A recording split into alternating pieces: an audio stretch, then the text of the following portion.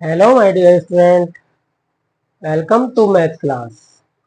Student, आज हम आपको भिन्नों की तुलना करना सिखा रहे हैं कि दो भिन्न अगर आपको दी गई हैं, उनमें कौन सी छोटी है कौन सी बड़ी है। उनमें जो सिंबल होता है, चिन्ह होता है, वो लगाना, ग्रेटर देन, लेस देन, यानी छोटे बड़े का उनके बीच में साइन लगाना। इसे सिखाएंगे कि कैसे लगाएं। देखिए, भिन्नों की तुलना करने के लिए सबसे पहले आपको देखना होगा कि दी गई भिन्नों के या तो हर समान हो या फिर उनके अंश समान हो।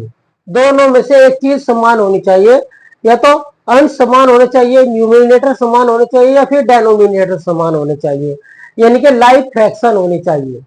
या तो लाइक फ्रैक्शन हो या फिर उनके डेनोमिनेटर समान हो। ठीक है,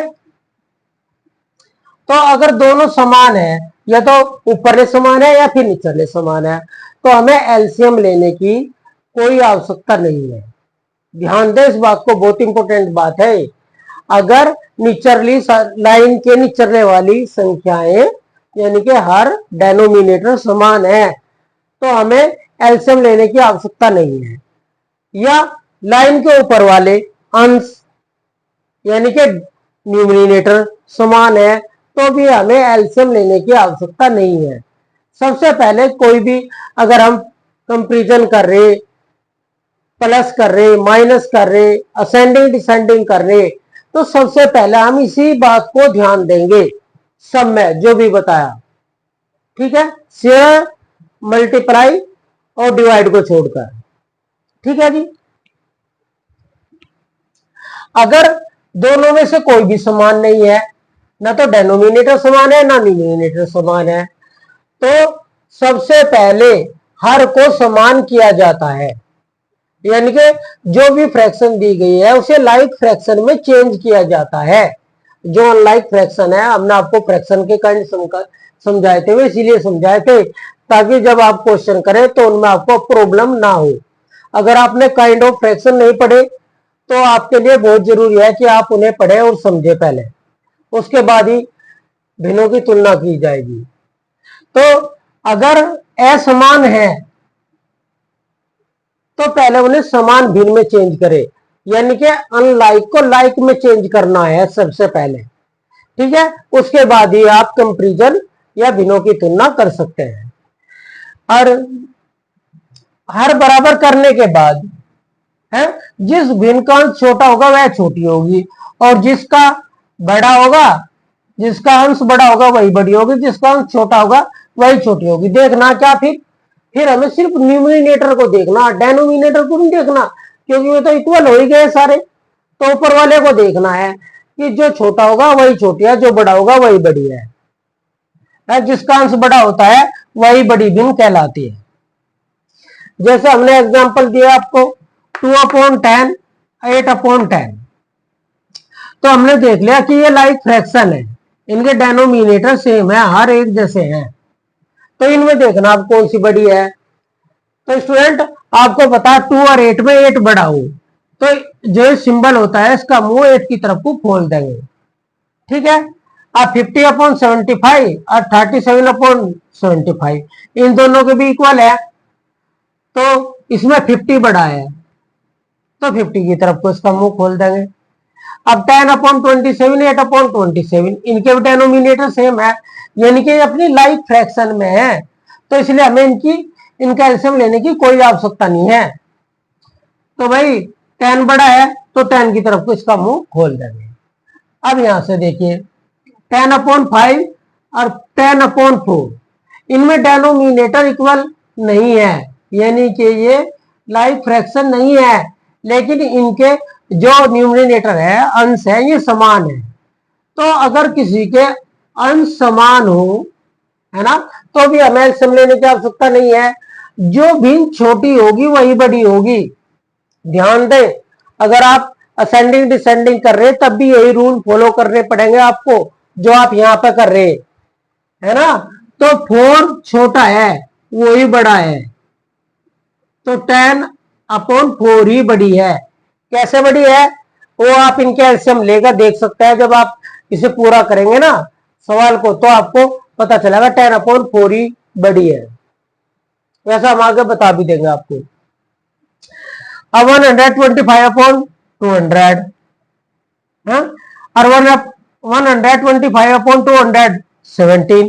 तो देखो इनके भी यार बराबर नहीं है, ये भी लाइक फ्रैक्शन नहीं है, लेकिन कहीं में लाइक है, अंश में लाइक है, क्योंकि इनके न्यूमिनेटर बड़े हैं। तो अगर ऊपर वाली संख्या बड़ी है तो जो छोटी है वही बड़ी है। तो 200 छोटी है तो यही बड़ी है। तो इसकी तरफ को इसका मुंह 200 की तरफ को खोल देंगे।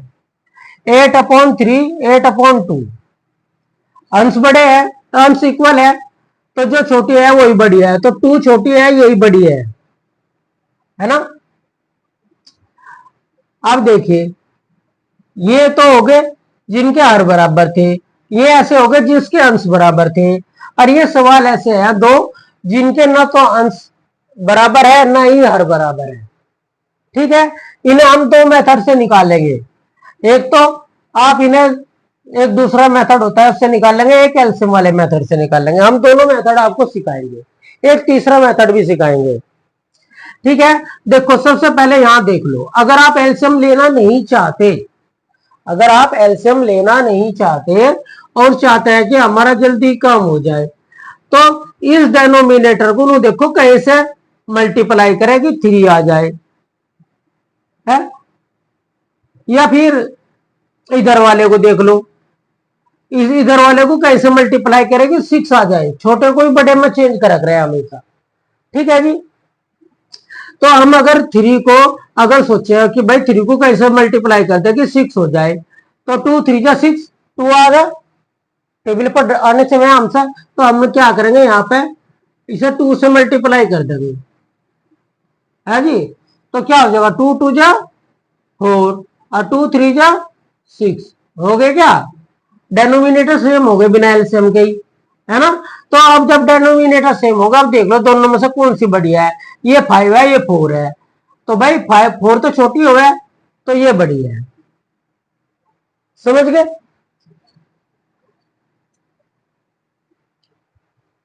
अब देखिए 9/15 है, 5/13 है। तो इस 3 को 15 बनाना, तो इसे 3 को कैसे मल्टीप्लाई करें, किस चीज का टेबल पढ़ा है कि ये 15 हो जाए। तो अगर आप देखेंगे, तो अगर हम 5 का टेबल पढ़ लें, 5 3 जा 15 हो नहीं, तो पढ़ो 5 5 जा 25 और 5 3 जा 15, तो ये आ गया। तो 9/15 और 25/15, तो डेनोमिनेटर सेम हो गए, इनके हर सेम हो गए। जब हर सेम हो गए तो अंश को देखेंगे कौन सा अंश बड़ा। भाई यहाँ 9 है, यहाँ 25 है, तो 25 बड़ा हो, इसकी तरफ मुंह खोल दे। तो ये तो थे आसान तरीके, और हमें आसान तरीके ही चूज करने चाहिए हमेशा। ठीक है, क्योंकि हमें बहु विकल्पीय क्वेश्चनों पर टिक लगाना, तो हमें तो ये चाहिए जितना जल्दी जल्दी हम आंसर निकाल सके उतना ही आसान सही है। एक और देख लीजिए, एक सवाल और देखिए यहाँ पे,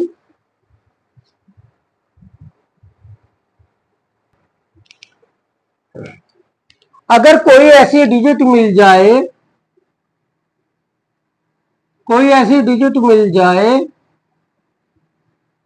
कि जिसे मल्टीप्लाई करने से, देखो हम कोई भी टेबल पढ़ ले तो, लेकिन 3 का 4 नहीं बना सकते, और 4 को कोई भी टेबल पढ़ ले तो 3 नहीं बना सकते। अगर कोई ऐसा मिल जाए, ये तो हो गए थे 3 5 या 15। तो हम क्या करेंगे, दोनों साइड क्रॉस के चिन्ह लगाएंगे, और इस न्यूमिनेटर से इसे मल्टीप्लाई कर देंगे, और इस वाले डेनोमिनेटर से इसे कर देंगे। आप जानते हैं जिस डिजिट से हम अंश को मल्टीप्लाई या डिवाइड करते हैं, उसी से ही हर को भी करना होगा, अलग से नहीं कर सकते। तो इस वाले हर से हमने इसे इन्हें मल्टीप्लाई कर दिया, और इस वाले हर से हमने इन्हें मल्टीप्लाई कर दी। तो क्या आंसर आएगा, देखो भाई 3 3 जा 9 और 3 4 जा 12 है, और 4 5 जा 20 और 3 5 जा 4 3 जा 12 हो गए दोनों के इक्वल। अब तो ये वाली बड़ी है कौन सी बड़ी है? ये वाली बड़ी है 5/3। ये सब करने के बाद भी आपको आंसर में यही जो मूल संख्या आपको दे रखी उसे ही लिखना होता है आंसर में कि भाई 3/5 बढ़िया है ना कि 20/12। समझ में की बात? तो ये तो थे बिना एलसीएम के हम अपने सवालों को कैसे करें। बिना एलसीएम के ज्यादातर हम यही क्वेश्चन करते हैं जिनमें दो फ्रैक्शन का कंपैरिजन करते हैं या दो फ्रैक्शन को प्लस करते हैं या दो फ्रैक्शन को माइनस करते हैं। तो बिना एलसीएम के उनके डेनोमिनेटर यानी कि हर बराबर करने का तरीका है ये, बिना एलसीएम लिए। समझ में आ गया? अब कुछ ऐसी संख्याएं हैं जो होल वाली है, जिनमें होल दिए तो उन्हें कैसे देखेंगे?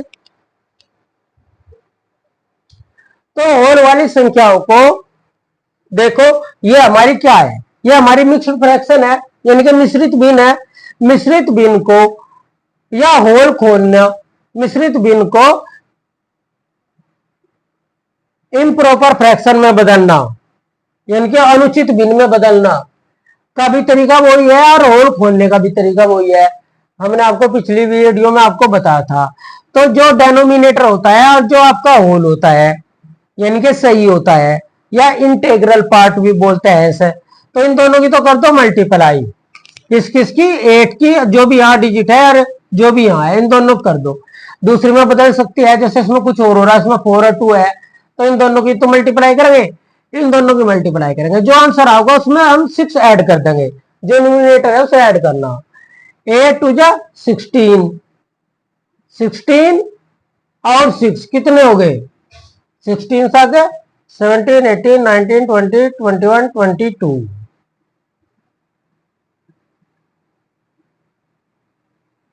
तो जी 22 हो गए हैं। अब हमने इसे भी करा, 4 1 जा 4 और 4 और 3 7, ये आ गया। चाहो तो आप इसे 2 से मल्टीप्लाई करके यहाँ 8 कर सकते हो और एक बरके में ही हो जाएगा, लेकिन हमने कहा था हम आपको एलसीएम से करके दिखाएंगे। तो चलो अब हम इनका एलसीएम ले लेते हैं, 8 का और 4 का। पहले 2 से डिवाइड करेंगे अगर कोई यहाँ इवन नंबर है तो यहाँ ये आ गया, ये यहाँ पे आ गया। अब फिर 2 से करेंगे 2 और 2 1 जा 2, फिर 2 से करेंगे 1 1। अब इन सबकी मल्टीप्लाई कर लगे, 2 मल्टीप्लाई 2 मल्टीप्लाई 2, 2 2 जा 4 4 2 जा 8, 8 एलसीएम आ गया इनका।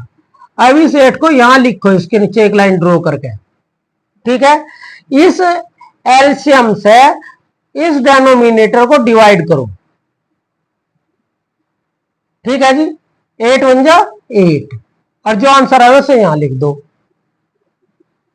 और मल्टीप्लाई अंश, अंश में मल्टीप्लाई कर दो।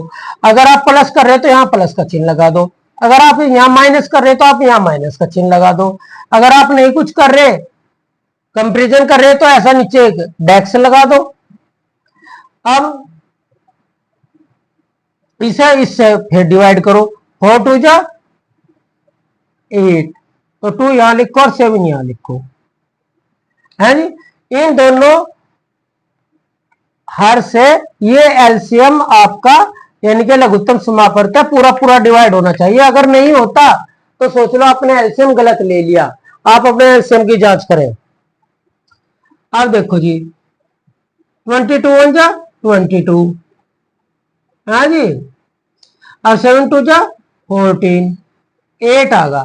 जो 8 है इन दोनों का डेनोमिनेटर है, ये कॉमन है दोनों के लिए। क्या है? कॉमन, यानी कि उभयनिष्ठ है। तो क्या आगा? ये आ गया जी। अब दोनों के इक्वल हो गए, इक्वल हो गए तो हम क्या करेंगे, अब देख लेंगे। तो ये वाली संख्या बढ़िया है 22/8, तो हमारी कौन सी बढ़िया है? 2 होल 6/8। तो ऐसे करना, ठीक है। अब अगले वाला देख लो, 4 2 जा 8, 8 2 10, 10/4 आ गया। 8 3 जा 24, 5 और 6 26 हो गए। तो भाई सबसे पहले होल रिमूव कर लिए, होल हटा लिए, होल खोल लिए, सही खोल लिए, है ना, सही खोलना भी कहते हैं इन्हें। तो अब हम क्या करेंगे, इनका भी हम एलसीएम ले लेंगे। इत्तेफाक से दोनों डिजिट एक ही है भाई, 8 4 यहाँ आगा, 8 4 ही यहाँ आगा, इत्तेफाक से हो गया ऐसा। अगर वैसे दूसरी भी डिजिट आ सकती थी यहाँ, है ना। तो लो चलो चेंज कर लेते हैं, यहाँ 3 ले लेते हैं, 3 3 जा 9, 9 और 2 11, 11 अपॉन 3 आ गया। वैसे तो अगर स्टूडेंट यहाँ दो अभाज्य संख्याएं आ जाए या कोई भाज्य और यहाँ अभाज्य आ जाए, दोनों की मल्टीप्लाई कर दो, वो यहाँ एलसीएम आऊंगा। ये तो आपको बता रहे हैं हम, आप इस बात को याद रखना। 3 4 जा 12 या एलसीएम आना इनका, फिर भी हम आपको निकाल कर दिखाएंगे। 4 और 3, पहले 2 से करेंगे, 2 2 जा 4 और 3 डिवाइड नहीं होता, सेम का सेम आ जाएगा, 2 1 जा 2 और 3 डिवाइड नहीं होने का, सेम का सेम आ जाएगा। फिर 3 से करेंगे, 1 का नहीं यार, ये आगा 2 मल्टीप्लाई 3, 2 2 जा 4, 4 3 जा 12, एलसीएम देखो आया ना, यही जो बताया था 12 आया ना। अब इस 12 को यहाँ पे लिख दो, है ना। अब इस 4 से इस 12 को डिवाइड करो, कितनी बार हो जाएगा, 3 बार, 4 3 जा 12 और मल्टीप्लाई 10 है, और 4 3 4 जा 12 और मल्टीप्लाई 11 है। तो अब इन्हें अलग अलग लिख दो मल्टीप्लाई करके, 3 10 3 जा 30, 30 अपॉन 12 और 11 4 जा 44 अपॉन 12। तो देखो कौन बड़ा, 44 बड़ा, यानी कि ये वाली डिजिट बड़ी है हमारी, 3 होल 2 अपॉन 3, ये बड़ी हो गई, समझ गए। अगर आपको लगता है कि भाई पहले एलसीएम लो फिर ये करो फिर ये करो, है ना, तो आप ऊपर वाले तरीके से भी एलसीएम ले सकते हैं। या फिर एक डिवाइड मेथड है हमारे पास। देखो पहले तो होल तो खोलने ही पड़ेंगे, जैसा होल खोल लिए, आप इसे 10 को 40 से डिवाइड कर दो। अगर आप ये नहीं चाहते कि भाई इतना करूं मैं, क्योंकि हम तो ऑप्शन देख के आंसर चूज करना, तो 4 2 जा 8 बच गए 2, लगा दिया पॉइंट, उतार ली 0, 4 5 जा 20, पूरा डिवाइड होगा। अब क्या है, 11 अपॉन 3, 3 1 जा 3 3 जा 9 बच गए 2, लगा दी पॉइंट, उतार ली 0, 3 6 जा 18 बच गए 2। ये 2 बार बार ही बचते रहेंगे, ये कभी खत्म नहीं होने का। तो दो आंसर आ गए हमारे पास, क्या आ गया, 2 अपॉन 5 और 3 अपॉन 6। अब देखो इनमें कौन बड़ा, तो देखो भाई यहाँ होल नंबर में 2 है, यहाँ होल नंबर में 3 है, तो 3 वाला ही तो बड़ा। और 3 वाली कौन सी थी, ये वाली थी, और ये वाली देखो हमने इसी पे तो निशान लगा रखा। तो ये इस तरीके से भी यही आंसर आया।